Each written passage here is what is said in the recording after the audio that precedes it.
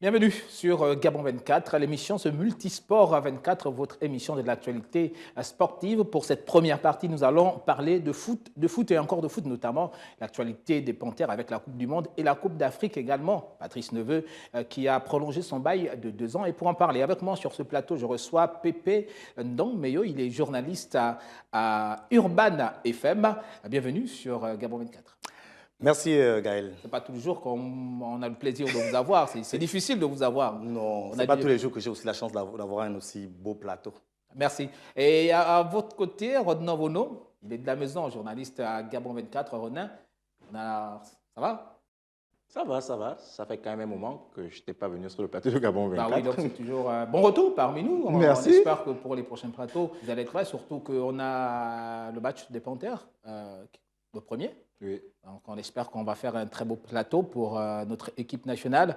Mais avant de rentrer de plein pied, parler du foot et des Panthères du Gabon, peut-être parler un peu de l'actualité, notamment Messi qui finalement a joué ses premières minutes avec le PSG. C'était un événement parce qu'il y a certaines télévisions qui ont dû interrompre leur programme habituel à cause de ce match. Bon, peut-être ironie du sort, on a un supporter du Paris Saint-Germain et un supporter de Lionel Messi.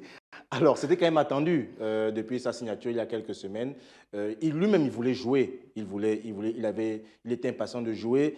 Il faut quand même se dire qu'après 20 ans à porter le même maillot des catégories jeunes jusqu'en senior et changer de maillot comme ça, je crois qu'il y a quand même eu...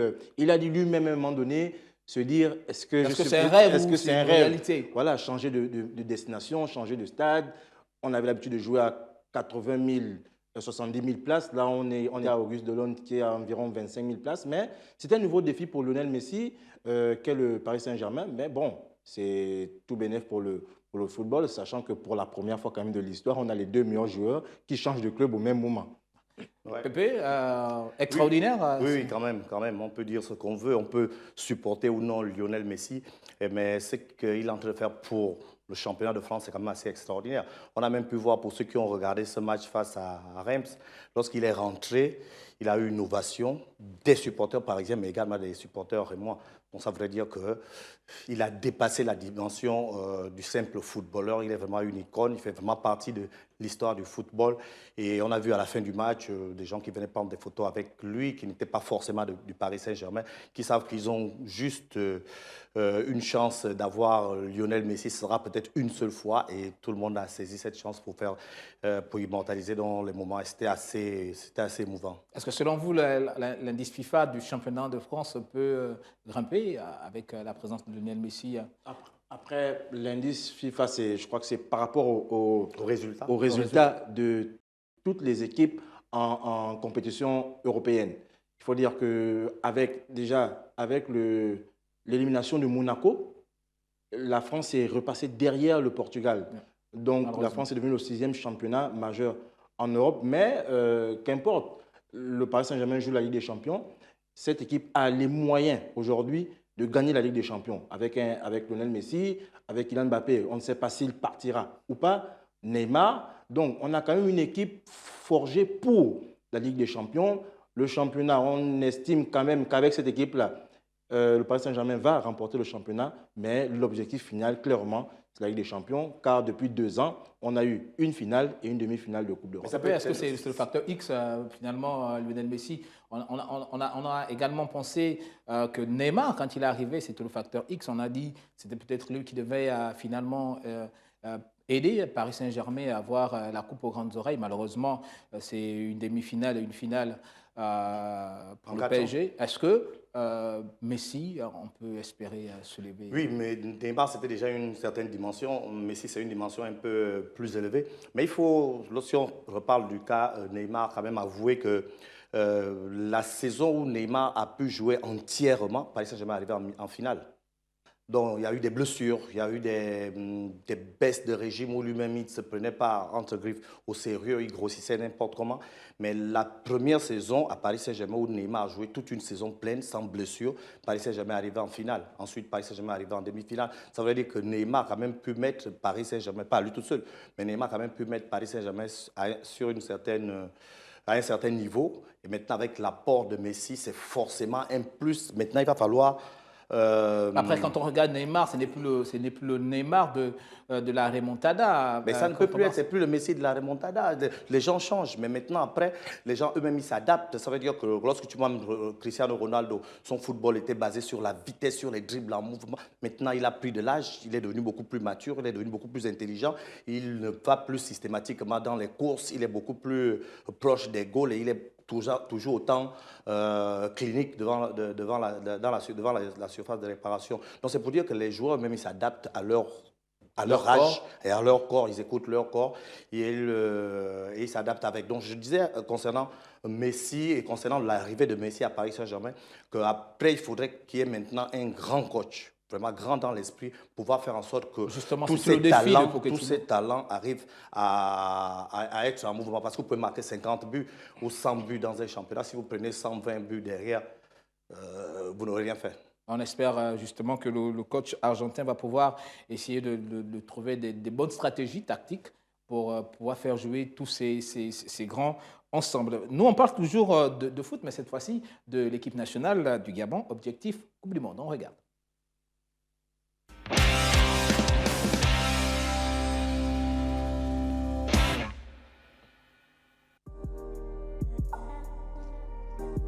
Le Gabon est désormais tourné vers les éliminatoires de la Coupe du Monde Qatar 2022. La sélection nationale des Panthères débute sa campagne ce 1er septembre 2021 sur les terres libyennes face aux Chevaliers de la Méditerranée et enchaînera quelques jours plus tard face aux Égyptiens au stade Rénovation de Franceville. Les hommes de Patrice Neveu seront ensuite opposés aux Palancras Negras. Il est évident que, comme vous savez, le 1er septembre, on commence les éliminatoires pour la Coupe du Monde. Ça reste aussi, nous sommes des compétiteurs, ça reste un objectif à atteindre.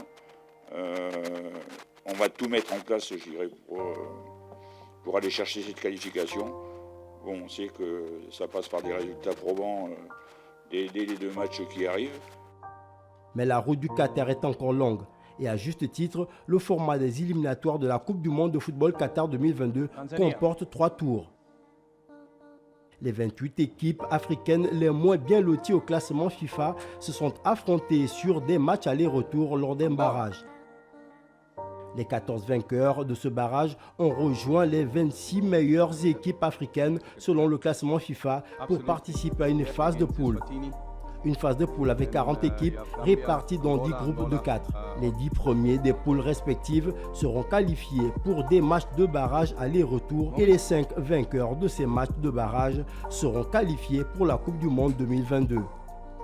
Le Gabon est donc prévenu et 4 équipes se dressent devant lui avant peut-être une première participation à une phase finale de Coupe du Monde.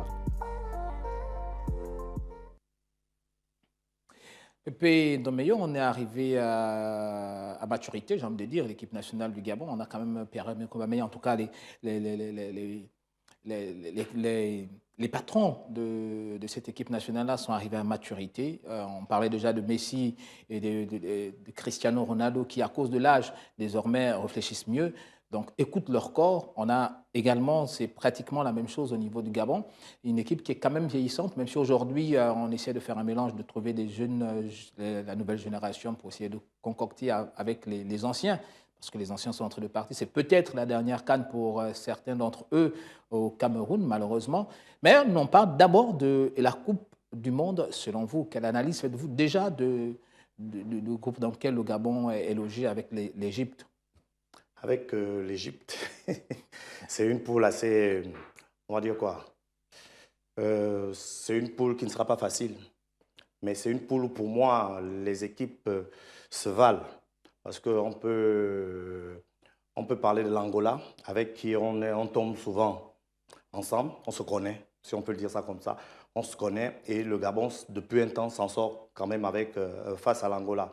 On a l'Égypte. Lorsqu'on parle d'Égypte aujourd'hui, on parle de l'un des meilleurs joueurs du monde et qui est Mohamed Salah, qui est dans l'attaque de cette équipe. Il y a d'autres joueurs comme Trezeguet qui amènent quand même à un certain niveau cette équipe égyptienne. Pardon. Et donc c'est une équipe qui est quand même assez mûre également, mais c'est une équipe qui est prenable. On a pu voir lors de la dernière Coupe d'Afrique des Nations chez elle, comment c'était difficile déjà pour cette équipe. Donc c'est une équipe qui est prenable. Il y a la Libye qui est peut-être la grosse inconnue de ce groupe qui n'est pas une foudre de guerre lorsqu'on voit les statistiques, lorsqu'on voit l'histoire de cette équipe. Moi, je crois que le plus gros problème du Gabon, c'est peut-être le Gabon lui-même. C'est souvent facile de dire ça comme ça, mais je crois que c'est ça. Lorsque notre équipe, l'équipe du Gabon est en phase avec tout le monde, lorsqu'il y a une belle ambiance dans l'équipe, lorsqu'en attaque, on sent qu'il y a une véritable cohésion, lorsque les joueurs se parlent, je crois que cette équipe peut venir à bout de certaines grosses équipes. Donc moi, je crois que ce groupe, c'est un groupe prenable, c'est un groupe, c'est possible, mais ce qu'il faut vraiment être, on dit on ne calcule pas en football, mais il faut vraiment faire les calculs, c'est-à-dire les 3 premiers matchs, pouvoir les gagner, ou pouvoir avoir au moins 7 points sur 9 possibles, parce qu'on sait que le dernier match de la poule du Gabon, ce sera face à l'Égypte, en Égypte. En Égypte, ça va être Donc, compliqué. si on est en tête du groupe avec 1 ou 2 points d'avance sur l'Égypte, on peut dire que ce sera très difficile. Donc, il faut vraiment prendre un maximum de points dès le début. Et pour moi, je crois que c'est possible. Aller prendre 3 points en Libye, c'est possible. Recevoir l'Égypte à Franceville et pouvoir gagner à Franceville, c'est également possible. Mais pour ça, vraiment, comme je le dis, il faut que toute l'équipe soit en phase avec elle-même. Rodney Bono, quand même, j'ai envie de dire, est-ce que c'est une bonne nouvelle pour le Gabon? On sait déjà que Mohamed Salah ne va pas être là. Ah, alors, ça peut être une bonne nouvelle, mais ça peut être aussi une mauvaise. Parce que ces joueurs-là peuvent être galvanisés si Mohamed Salah n'est pas là. On a vu un peu, je prends le cas de l'Euro 2016, lorsque Cristiano Ronaldo se blesse, les gens se disent « Ah tiens, la France va gagner l'Euro à domicile ». Mais au contraire, les Portugais se sont galvanisés, ils ont voulu gagner pour leur capitaine. Je crois que c'est peut-être aussi ça, c'est peut-être aussi ça le secret. Peut-être eux, ils vont se dire « Si Mohamed Salah n'est pas là, on va jouer ». Même s'il est là, on jouera. D'autant plus que je crois que la fédération égyptienne est en train de négocier pour que le joueur vienne. Mais nous, à notre niveau, au niveau du Gabon, ça ne doit pas... non, on doit faire nos voilà, calculs. Aucun calcul. Que, voilà, qu'il soit là ou pas, il faut que le Gabon joue. Mais moi, je prends pour exemple les éliminatoires pour la Coupe d'Afrique 2015. Lorsque le Gabon avait remporté tous ses matchs à domicile, était allé faire match nul au Burkina Faso, au Lesotho et je crois aussi en Angola. Donc, si on arrive à gagner nos rencontres à domicile et aller faire un résultat autre qu'une défaite, je crois que c'est bien parti pour, se qualifier pour le dernier tour. Mais nous en sommes encore loin. Pour le moment, on a des joueurs qui se préparent. Mercredi, c'est vrai aussi, c'est quand même proche. Les joueurs doivent se préparer mentalement, psychologiquement, parce que ce sera un combat. La Libye, je me rappelle qu'on a joué la Libye ici il y a quelques années, entre le même groupe que le Rwanda et la Libye. La Libye nous avait quand même causé pas mal de problèmes. Donc, c'est au Gabon, le Gabon a toutes ses armes pour pouvoir se qualifier. Maintenant, la vérité, elle est sur le terrain. C'est aux 23 de nous prouver qu'ils sont capables d'aller en Coupe du Monde. Déjà que cette phase de groupe-là n'est que les 2 tiers du travail, parce qu'il y a encore les 10 premiers qui vont s'affronter en barrage. Et là-bas, on risque d'avoir l'Algérie, le Sénégal, dans une moindre mesure le Maroc, la Côte d'Ivoire. Donc, il y aura aussi du calibre. Et moi, je crois que c'est maintenant ou jamais pour cette génération-là. Pour être le meilleur, il faut affronter les meilleurs. Ça, c'est très bien dit. Pour être le meilleur, il faut affronter le meilleur. On espère également pour le Gabon. On va revenir, on va parler dans le sujet, mais aussi on peut déjà anticiper le ministre des Sports, puisqu'on est en train de parler de Coupe du Monde et des chances du Gabon pour y accéder au Qatar en 2022.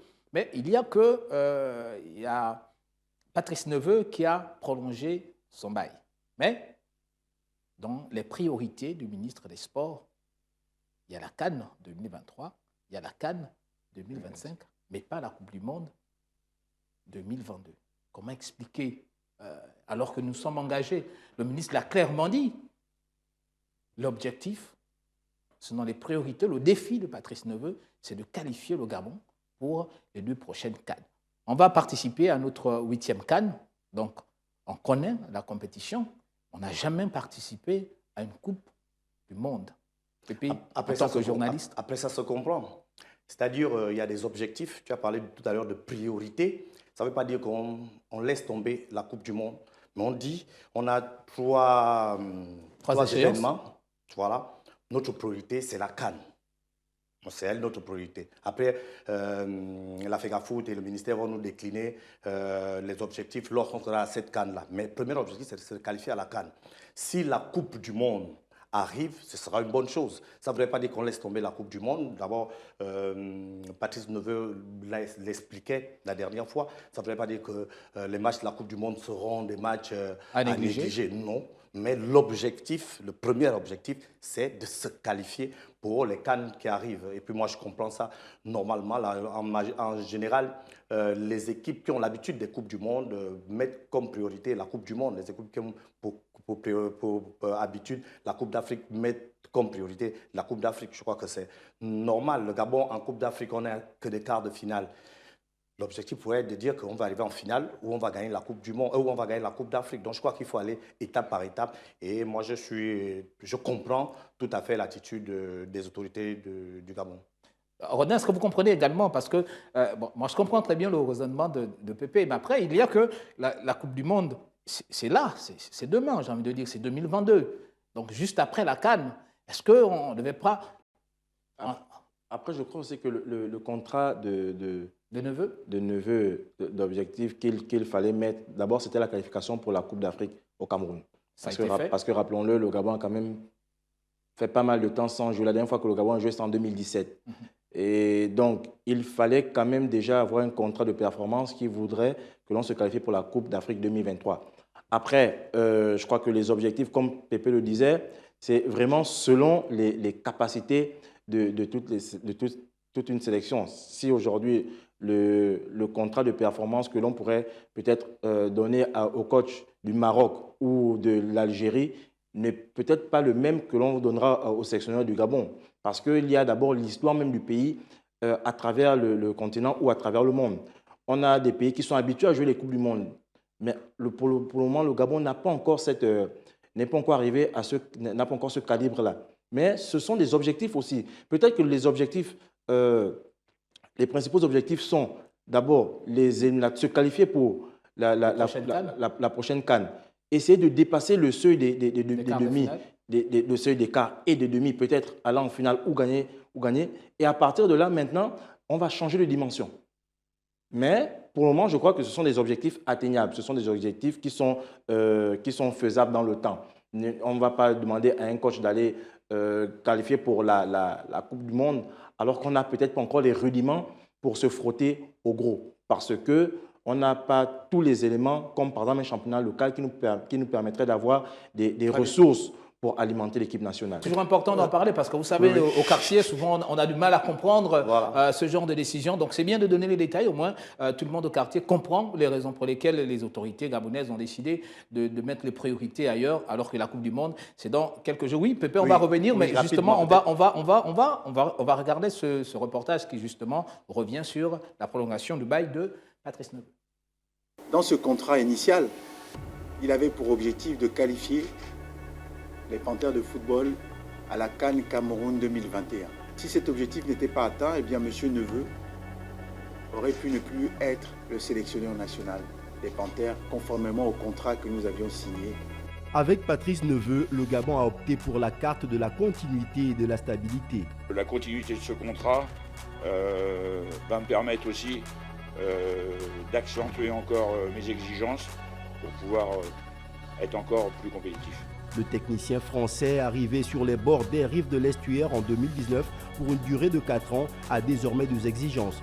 D'abord, celle de qualifier les Panthères du Gabon pour les Coupes d'Afrique des Nations 2023 et 2025, mais surtout construire une équipe solide pour les 10 prochaines années. Plusieurs de nos cadres sont déjà arrivés en maturité. Les cadres des Panthères de football en maturité sont un soutien fort pour notre équipe nationale. Et nous comptons toujours sur eux. Mais gouverner, c'est prévoir. Et pour le chef de l'État, il est important de construire l'équipe nationale des Panthères pour les 10 prochaines années. Parce que vous savez que le calendrier sportif au plan du football, au plan continental et international, va être très intensif pour les 18 prochains mois. il est important que nous puissions réaliser dans les meilleurs délais le renouvellement de notre équipe nationale. Si la question des trentenaires en équipe nationale se pose pour le sélectionneur des Panthères du Gabon, il est impératif de renouveler les effectifs dans la tanière des Fauves. Et pour y arriver, Neveu a décidé de ratisser large. Mais en l'absence de championnat local, le sélectionneur national s'est tourné vers l'Occident avec des tournées de détection. On avait ciblé quelques jeunes joueurs qui avaient des profils intéressants. Donc ça a été, je dirais, le moment au cours de cette tournée de les rencontrer, de rencontrer les parents et de faire un point bien précis par rapport à leur situation. Il faut savoir que pour convaincre un joueur de jouer en sélection nationale du Gabon, on s'appuie sur le projet qui a été mis en place au départ par ma fédération lors de ma venue. Et après, il y a bien sûr un projet qui est soutenu ardemment, je dirais, par M. le chef de l'État et M. le ministre des Sports. Donc c'est autour de ces axes-là que j'ai pu rencontrer quelques nouveaux joueurs. Qui désormais à Patrice Neveu, enfin chef d'orchestre, d'intégrer ces jeunes dans une équipe nationale qui appartient encore au Pierre-Emerick Aubameyang, Bruno Ekole Manga ou encore Gaylor Kanga Kaku. Les jeunes fauves devront donc encore apprendre aux côtés des tauliers, mais un jour cette sélection sera la leur. Voilà, Patrice Neveu qui a été clair, les objectifs sont clairement définis. Pépé, vous disiez que vous comprenez finalement. Oui, je dis, au-delà de ce qu'on avançait, il y a aussi la pression. La Coupe du Monde, tu le disais là, les éliminatoires de la Coupe du Monde, l'avant-dernière partie, vont se jouer en septembre, octobre et novembre, c'est-à-dire avant la CAN. Donc, tu imagines si on se donne comme objectif d'arriver à la Coupe du Monde, mais qu'on n'atteint pas ces objectifs sur le plan mental, c'est un coup. Alors qu'on a une Coupe d'Afrique à préparer. Donc sur le plan psychologique, ça peut être un moment de faire en sorte que les gars soient à l'aise lorsqu'ils jouent les éliminatoires. Il n'y a pas de pression particulière parce qu'il n'y a pas d'objectif de manière imposée pour leur dire que si vous ne passez pas ce tour, vous n'avez pas atteint vos objectifs. Donc c'est vraiment un moyen de permettre aux joueurs d'être libres dans leur esprit. D'être libre et en même temps de jouer cette compétition qui est une vraie compétition, mais en même temps de préparer la Coupe d'Afrique des Nations qui va venir juste après en janvier. Donc c'était vraiment un moyen et le coach, parce que lorsqu'on fait signer un coach autant d'années, on lui donne une certaine stabilité, il est sur le plan mental assez posé pour bien asseoir son travail, il ne court plus derrière on va dire quoi, le résultat immédiat, il sait qu'il a un certain temps pour faire asseoir son équipe et pour faire asseoir ses convictions et pour gagner. Justement, René, on a eu le bonheur de recevoir la semaine dernière Mermoz qui, justement, est revenu sur cette problématique des entraîneurs qui ne duraient pas au poste. Pour peu qu'il fasse un mauvais résultat, tout de suite l'été balayé. Aujourd'hui, on a Patrice Neveu qui est là jusqu'en 2025. Le PP venait de le dire, ça permet également aux techniciens français de pouvoir avoir des bases. Déjà qu'on se souvient que dernièrement, et là, il continue même encore de faire des détections, essayer de rencontrer certains joueurs qui jouent en Europe pour essayer de former un bon groupe. Oui, parce que il a besoin de stabilité. Et il dit, cette prolongation de contrat me permettra d'être compétitif sur la durée. Donc, il se base sur le temps. Et selon les mots du ministre des Sports, qui indiquait que le chef de l'État attend une équipe qui sera construite sur 10 ans. Donc, ça commence maintenant. Après, comme je le disais, en l'absence de championnat local, il faut déjà commencer à détecter. Lui-même, il a dit qu'il y a une dizaine de jeunes dans des centres de formation ou dans des championnats mineurs. Mais ces jeunes-là, il faudra bien qu'ils jouent. Ils ont décidé de jouer pour le Gabon. Donc, il y aura un renouvellement de génération. Parce que la bande à Pierre-Emerick a déjà quand même un certain âge, pour certains 31, 32, d'autres 33 ans. Donc, ils ne seront pas éternels.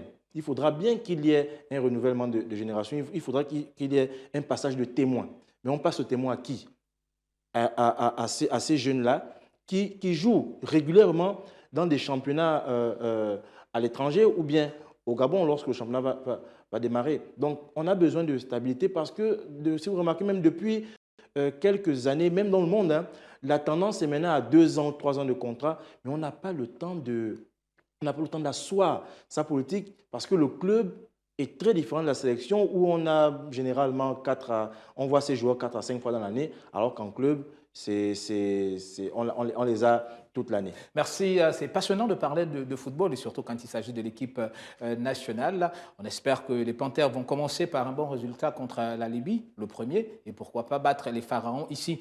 Pour cette première partie, je recevais Pépé Ndombeyo, il est journaliste à Urban FM. Avec lui, Rodnan Vono, journaliste à Gabon 24. Fin de cette première partie, petite pause, on se retrouve juste derrière.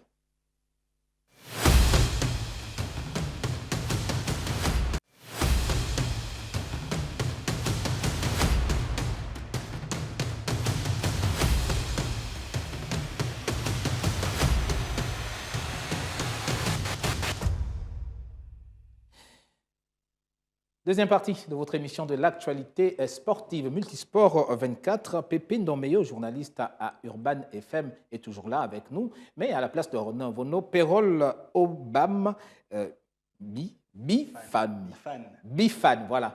Bifan, il est président de la commission des athlètes du Gabon, nous a rejoint. Bienvenue sur Gabon 24. Merci beaucoup. Ça va? Oui, ça va. Le week-end, ça a été? Oui, le week-end, ça a été. D'accord, pas très mouvementé? Non, même pas. C'est la semaine qui a commencé un peu, mais ça va. Ça va aller. De toute façon, le lundi est toujours un peu capricieux. Oui, le lundi, oui, bien sûr. Ça va aller, d'accord. Donc, tout de suite, avant de rentrer, avant d'entretenir Perol, nous, on va encore parler un peu de foot, juste pour 5 minutes, avec l'entretien que nous a accordé Junior Bayano. Souvenez-vous, ce Gabonais de Boinguidi FC qui avait fait des merveilles lors de la dernière campagne des éliminatoires de la CAF et de la Ligue des champions du continent. Il est aujourd'hui nouveau joueur du FC Saint-Éloi. Lupopo, c'est en RDC. Suivons.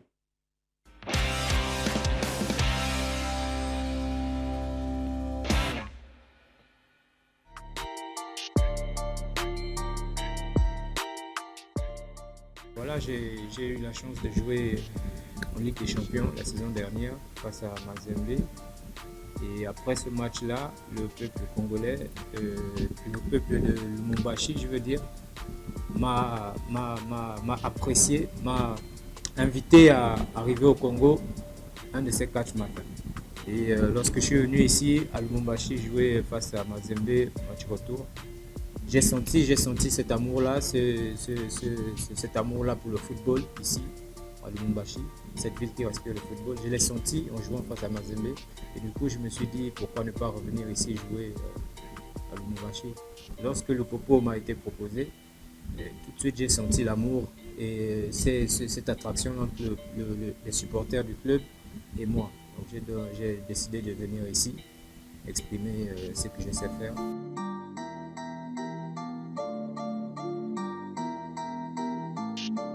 Déjà, je suis arrivé dans une équipe qui veut être championne, qui veut retrouver la scène africaine. Ce sont des objectifs que je me fixe souvent, pouvoir jouer dans des équipes qui jouent le titre, qui veulent jouer l'Afrique. J'ai la chance d'être avec le Popo, réaliser cela avec le Popo. Et individuellement, je vais déjà commencer par m'intégrer, m'imposer dans cette équipe qui a de très bons joueurs tels que M. Youssef Moumbou pour citer. Et puis voilà, chercher à être parmi, sinon m'inscrire dans le classement des buteurs, pourquoi ne pas aller titiller le plus haut.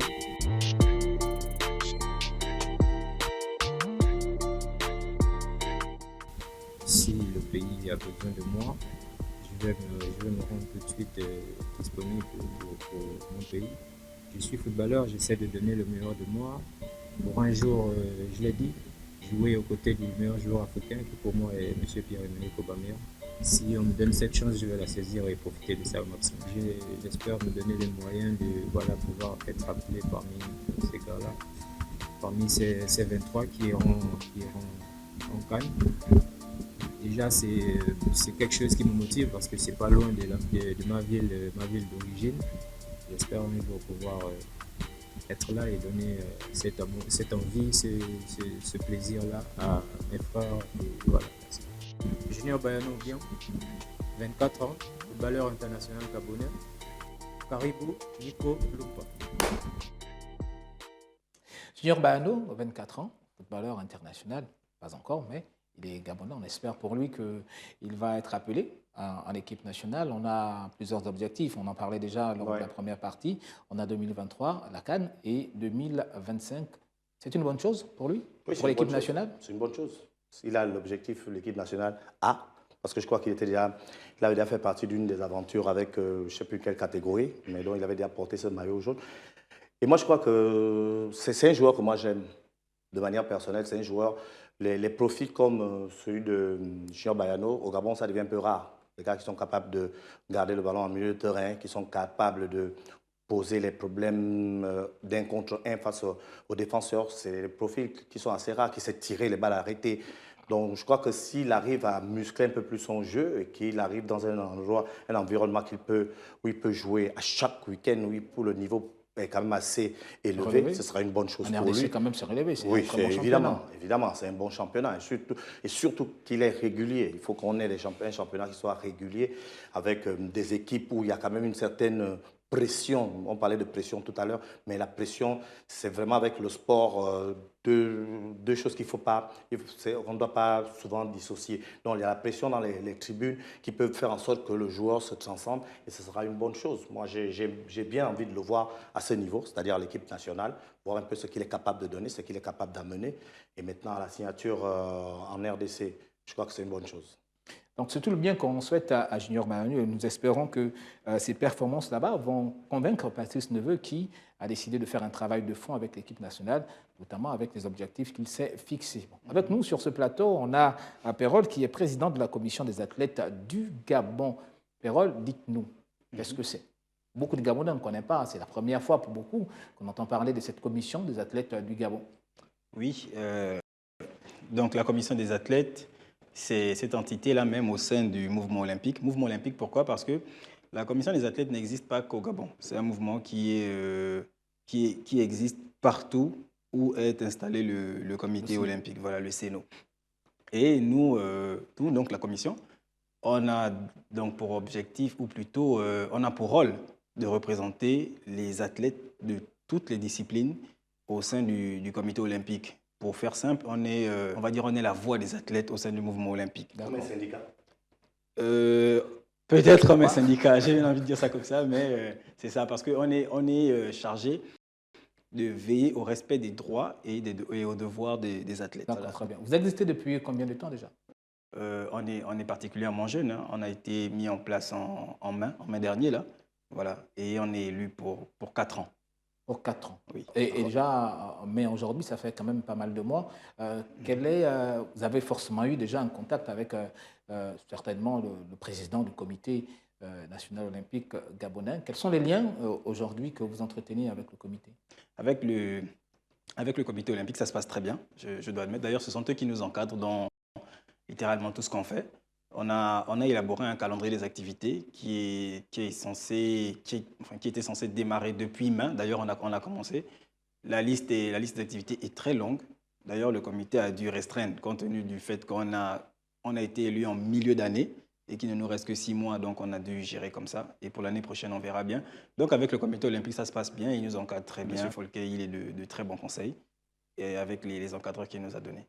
Et donc, oui, Pépé? Oui, j'ai vraiment envie de comprendre. Tout à l'heure, on a dit que ça pourrait être comme un syndicat, même si ce n'est pas forcément un syndicat. Vous avez été mis en place par le Comité national olympique, c'est ça? Comment vous avez été élu? Voilà. Les membres? Non, c'est pour servir les athlètes. Est-ce qu'on n'a pas l'impression que là, c'est le patron qui met en place une organisation pour servir de voix des athlètes, alors que c'est plutôt les athlètes eux-mêmes qui auraient dû mettre en place cette organisation pour que ça soit leur voix? Parce que là, on a l'impression que vous êtes une entité du comité national olympique et le jour que le comité se fâche, il peut peut-être vous balayer ou bien interrompre votre existence. D'accord, c'est bien que vous posiez la question parce que il a plus ou moins donné des éléments de réponse. L'élection, elle s'est faite comment? Toutes les disciplines ont été convoquées. Toutes les disciplines du Gabon, que ce soit le karaté, enfin les sports de combat, les sports de balle, ainsi de suite, ainsi de suite. En tout cas, les sports olympiques. Voilà, donc les athlètes ont été présents. Ce sont les athlètes eux-mêmes qui ont mis sur pied la commission. les membres du comité olympique étaient là juste à titre d'observateur. Ils n'ont rien fait de plus. Ce sont les athlètes qui ont voté, ce sont les athlètes. Vous êtes sûr que ce n'est pas Folke qui vous a positionné Non, ça c'est vraiment fait de manière démocratique. C'est tant mieux. Ça c'est vraiment fait au vu et au su de tout le monde. C'est une commission pour les athlètes, par les athlètes. Oh. Toutes les disciplines sont représentées? Toutes les disciplines sont représentées. Le football est représenté. Comment ça se passe? Pour l'instant, je ne vais pas vous cacher, déjà comme je disais tantôt, on est relativement, on est relativement jeune.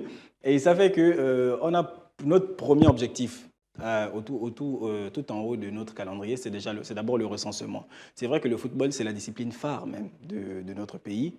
Mais nous constatons que c'est la discipline même qui a, on ne va pas dire tout, mais qui a déjà le nécessaire pour évoluer rapidement. Ça fait que nous, de notre côté, on essaye d'abord de se concentrer sur les disciplines qui sont un peu bancaires. Voilà. Merci beaucoup. Donc, c'est un peu comme ça qu'on essaie de fonctionner pour l'instant. Mais comme on a 4 ans, on verra comment venir petit à petit vers le football. Ben nous, la stat de la semaine, c'est 1h04. Pourquoi? Découvrons.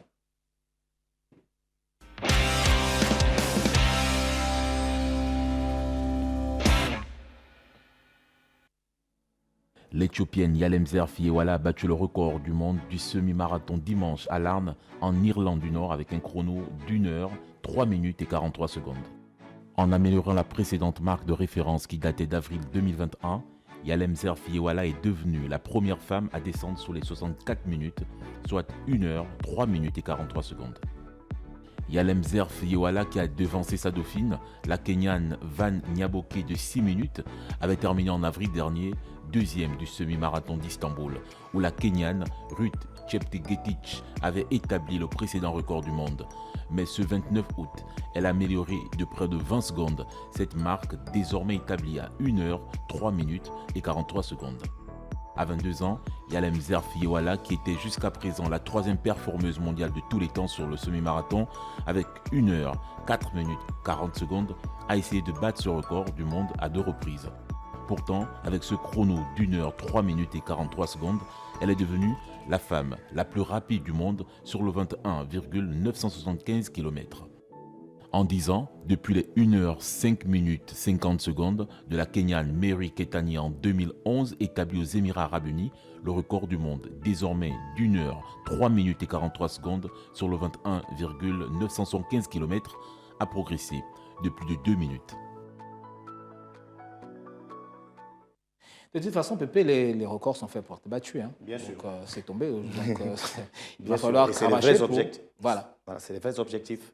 Moi, je crois que pour les athlètes, c'est vraiment le premier objectif. C'est vrai qu'il y a les médailles, mais c'est les records. C'est très beau quand un athlète gagne et en plus, il bat un record. Moi, j'aime bien. D'accord. Perrol, on revient vers vous. Vous parliez déjà des objectifs que vous êtes fixés pour votre premier mandat. Oui. Vous avez parlé du foot. Il y a encore quoi comme objectif, à part le foot, là, immédiatement, à court terme? Et quand on sait qu'on est quand même dans une période assez compliquée avec la Covid-19, oui, donc il n'y a pas de compétition, comment ça se fait? Bon, vraiment, les objectifs, comme je disais, celui que j'ai énuméré, quand j'ai commencé à énumérer plutôt, c'est déjà le recensement, histoire de savoir combien d'athlètes on a au Gabon, parce que on a dû se rapprocher de certaines fédérations qui, malheureusement, ne nous ont pas répondu comme on voulait.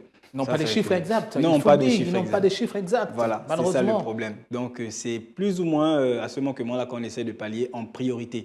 Parce qu'il faut savoir combien on a d'athlètes, comment ces athlètes évoluent, quelles sont leurs perspectives sur le long terme. Après cela, il faut également voir, ça c'est encore un de nos projets, voir comment réorienter les athlètes après la compétition. Parce que c'est bien beau, on a fait la compétition, d'accord, mais après on s'assoit, qu'est-ce qu'on fait?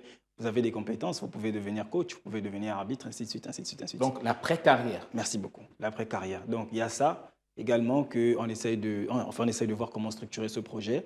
Par ailleurs, il y en a encore tout plein. Malheureusement, je n'ai pas tout en tête. On espère que oui. Vous êtes sûr que vous n'allez pas vous chevaucher avec le comité national olympique? On a comme l'impression que c'est vraiment les... Je ne connais pas tout ce qu'il y a comme objectif sur le comité national olympique du Gabon, notamment, mais je crois que les objectifs là sont vraiment très proches. Maintenant, lorsque ça vient de vous, est-ce qu'à un moment donné, on ne va pas avoir l'impression que vous faites le travail du comité national olympique? Est-ce qu'à un moment donné, vous n'allez pas plutôt être adversaire? Aujourd'hui, ça rigole parce que l'élection est proche, vous venez d'être élu. Dans 2 ans, par rapport aux Et athlètes surtout que qu'on vous n'est pas aurez. le candidat par du rapport- président, donc à un moment donné, ça va plus rigoler. Hein. Par rapport au poids que vous aurez, parce que vous allez quand même, si les athlètes là, si tous ces athlètes, c'est de cette manière, la manière dont vous parlez là, si ces athlètes adhèrent à votre commission, vous avez une grosse structure derrière vous et vous allez forcément faire de l'ombre à certaines fédérations et peut-être même au comité national olympique. Mais non, en fait, tout ce que vous dites que les différents projets que j'ai énumérés ressemblent à ceux déjà, ressemblent aux missions du comité olympique. Mais en vrai, si le comité olympique les exerçait, ces missions-là, c'est parce qu'à la base, la commission des athlètes n'était pas mise sur pied. Et maintenant qu'elle est mise sur pied, en vrai, donc, ce sont... désormais, elle voilà, va c'est décentraliser elle qui est chargée. les responsabilités. Tout à fait. D'accord. Il y a une séparation des pouvoirs qui existe au sein mais la commission est dans le comité olympique. D'accord, mais comment ça se passe concrètement? Vous êtes président de la commission des athlètes. Quand on parle d'athlètes, est-ce qu'on parle seulement des athlètes qui sont au niveau du Gabon ou bien même à l'étranger? Mais non, ce sont tous les athlètes gabonais, aussi bien ceux qui sont sur le territoire que ceux qui sont à l'étranger. D'accord, mais entre-temps, est-ce que vous avez déjà, par exemple, vous, c'est vrai que vous venez à peine d'être nommé, est-ce que vous avez déjà pris contact avec, par exemple, Antonio Bam? Oui, j'ai déjà discuté avec Antonio Bam, j'ai discuté avec Mouega Urgence. J'ai également discuté avec Sarah Mazouz, à tête de judo, elle a d'ailleurs été au JO. Je crois que c'est tout. Il y en a également des basketteurs parce que je ne fais pas tout. Chacun essaye de remplir sa tâche. Donc, il y en a qui ont pu rentrer en contact avec des basketteurs qui sont à l'étranger, ainsi de suite, ainsi de suite. Et puis, il y a certains athlètes qui sont désormais au banc de touche, j'ai envie de dire comme ça. Sarah Mazouz, par exemple, elle qui a clairement dit qu'elle prenait sa retraite. Est-ce que là également, vous avez sollicité l'aide de ces athlètes-là qui sont retraités pour essayer de vous épauler dans votre travail? Oui. Bon, pour l'instant, on n'est pas... Sur le projet de la réorientation, par exemple, on n'est pas revenu vers Sarah Mazouz, mais on essaye déjà de voir. Déjà, on commence par le recensement. Notre recensement, vraiment, ce sera la base de tout ce qu'on va faire par la suite. Voilà, donc, il est vraiment primordial pour chaque athlète de s'identifier. Voilà, on a mis le lien sur notre Facebook. En principe, tout le monde peut nous suivre et tout le monde peut s'abonner. Donc, dès qu'on a les qualifications d'une certaine personne, en fonction de nos besoins, on contacte la personne, on vient vers elle et puis on voit un peu comment collaborer. D'accord, on a sur Multisport 24, vous écoutez Multisport 24, on ne parle pas que de foot parce qu'on a tellement parlé de foot à la première partie. Le reste de l'actualité sportive, c'est maintenant.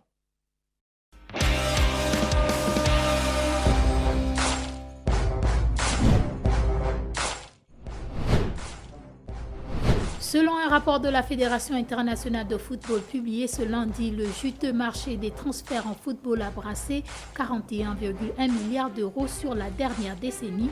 Cette étude, qui pointe également la part croissante des agents, révèle que les 30 clubs les plus dépensés au monde viennent d'Europe. De 2,41 milliards d'euros la première année du monitoring TMS en 2011, la somme est montée jusqu'à 6,22 milliards d'euros en 2019, avant un recul de 23% en 2020 à cause de la pandémie du coronavirus. Ainsi, les clubs les plus dépensiers de la décennie sont Manchester City, Chelsea, le FC Barcelone. Il était 22h09 au stade d'Auguste Delaune lorsqu'à la 66e minute de Rennes PSG, Mauricio Pochettino a décidé de mettre fin à l'insoutenable attente des 20 525 spectateurs rénois. Après plusieurs semaines de patience, Lionel Messi a fait ses premiers pas en Ligue 1. La recrue vedette des Franciliens a ainsi pu jouer. L'attaquant uruguayen de Manchester United, Edison Cavani, va manquer les 3 prochains matchs de la sélection nationale à cause des restrictions sanitaires sur les voyages en dehors du Royaume-Uni, a confirmé lundi le club anglais dans un communiqué.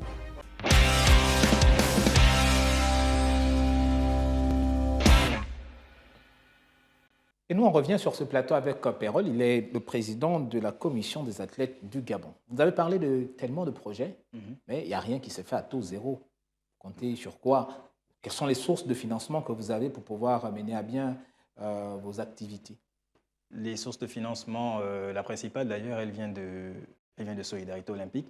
Le comité, par le biais du comité olympique d'ailleurs, qui a mis sur pied un budget. On ne va pas donner les chiffres. Non, non. Voilà.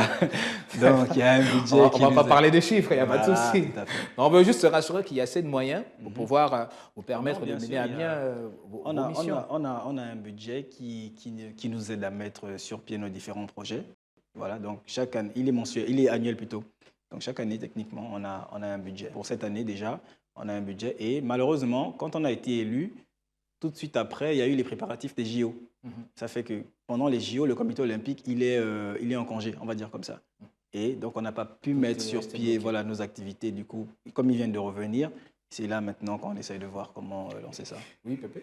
Je veux savoir, en général, lorsqu'on parle de bureau, on parle d'une équipe. Mais au Gabon, on est parti souvent dans cette logique-là. Bureau, c'est juste le président. Comment vous vous organisez? Toi, je sais que toi, tu fais du taekwondo. Oui.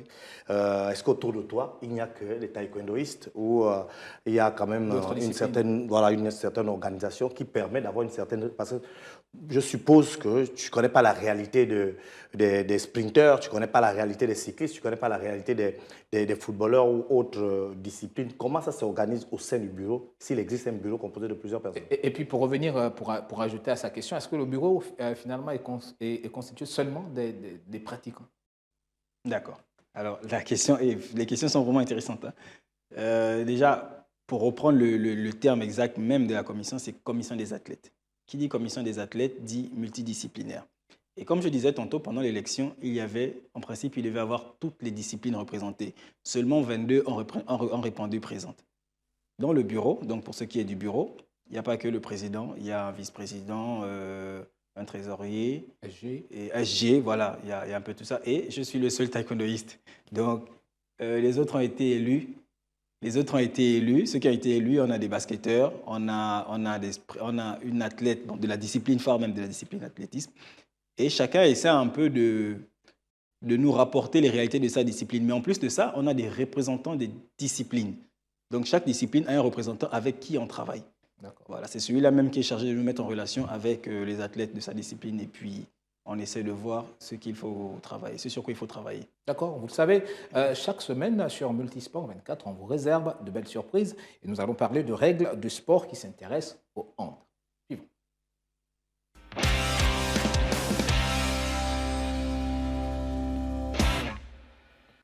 Le handball est une nouvelle fois à l'honneur dans Règles de sport. Salut à tous et bienvenue dans ce numéro consacré à la reprise des balles, une infraction dans cette discipline.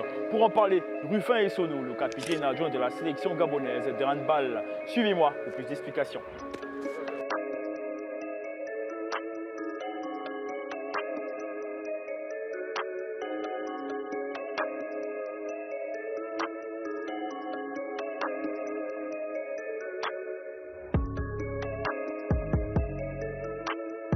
Une reprise de balle est lorsqu'un joueur est en train de dribbler, il s'arrête pour faire la passe à un coéquipier ou pour tirer. Ensuite, il constate qu'il n'y a pas de solution de passe ou de solution de tir.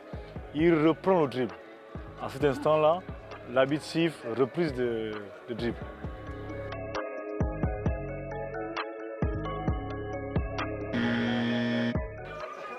Alors Rufin, qu'en est-il du dribble à deux mains? Explication. Le dribble à deux mains n'est pas autorisé. Sauf dribbler avec deux mains, on considère que c'est une reprise. Vous avez le droit de faire autant de dribbles que vous voulez, avec une main. Vous pouvez changer de main si vous voulez, mais dans les conditions normales.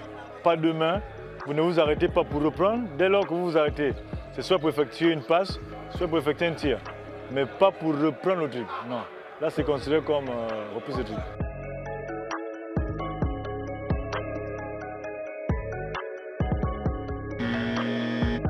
À propos de la reprise, que dit le règlement en cas d'interception de balle? Explication. Généralement, c'est une confusion chez les joueurs au niveau du championnat première division ici. Une interception en poussant le ballon vers le sol est un dribble. Parfois, ils interceptent, ils bloquent le ballon et ils reprennent le dribble. À cet instant, l'arbitre siffle reprise de dribble. Parce que là, c'est une reprise de dribble. Parce que l'interception était considérée comme un dribble.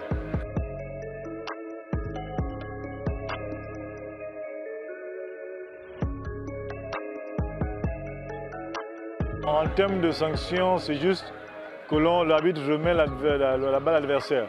Il n'y a pas de carton jaune, il n'y a pas de 2 minutes, il n'y a pas de sanction particulière. Voilà qui est dit, voilà qui a été longuement expliqué sur cette phase de jeu qu'est la reprise des balles au niveau du handball. Nous espérons que plus rien ne vous échappera dans cette phase de jeu. Salut, à bientôt pour un nouveau numéro. En tout cas, plus rien ne nous échappe. Merci Andy. Nous tirons à la fin de cette émission. Pérol, dites-nous, quelles sont les difficultés, les principales difficultés auxquelles vous faites face dans vos missions, notamment les retours des athlètes? D'accord. Les retours des athlètes, on a pu discuter avec certains d'eux, donc de diverses disciplines. Et généralement, ce qui revient comme difficulté, déjà, c'est le manque de participation en compétition. Je crois que je l'ai dit quand je suis arrivé, c'est la compétition qui prépare la compétition. Et si un athlète n'est pas suffisamment rodé chez lui, à l'étranger, ce n'est pas évident qu'il puisse faire quoi que ce soit. Donc, il y a déjà ça. Mais en plus, il y a le matériel. Il faut le dire, on ne s'entraîne pas dans les normes en fait, actuelles. Voilà, à l'étranger, aujourd'hui, par exemple, c'est l'électronique qui prime sur certaines disciplines, alors qu'au Gabon, on est encore dans des trucs traditionnels et tout. Voilà, il y a un peu ce genre de choses-là qui reviennent. Et le manque d'informations, notamment à l'attribution de bourses et tout, beaucoup ne sont pas informés. Bon, là encore, c'est un rôle qu'on peut jouer en donnant l'information et je pense que normalement, ça devrait pouvoir se faire. Rapidement, en 30 secondes, est-ce que vous avez le pouvoir, j'ai envie de dire ça comme ça, de vous opposer à une décision du Comité national olympique si jamais elle met à mal les athlètes que vous défendez? Oui, comme je l'ai dit en début d'émission, la commission des athlètes est garante des droits et des devoirs des athlètes au sein du Comité olympique. Ça fait que moi, en tant que président, pendant une réunion, par exemple, je peux intervenir si quelque chose ne va pas et si je vois que ça ne bénéficie pas aux athlètes. Parce que ce sont eux qui représentent le pays, ce sont eux qui représentent les disciplines. Donc, il faut à tout prix veiller à leur bonne évolution. Merci, messieurs. Nous sommes arrivés au terme de cette émission. Merci, Pépé Ndomeyo, journaliste à Urban FM. Ça a été un plaisir de vous avoir. Nous espérons que prochainement, vous allez être avec nous. Merci à Pérol Obam. On rappelle que vous êtes président de la commission des athlètes du Gabon. Nous espérons que prochainement, quand vous allez revenir sur le plateau de Gabon 24, c'est avec les bonnes nouvelles que les choses ont bougé entre les lignes et que désormais, les athlètes sont pris en compte. D'accord.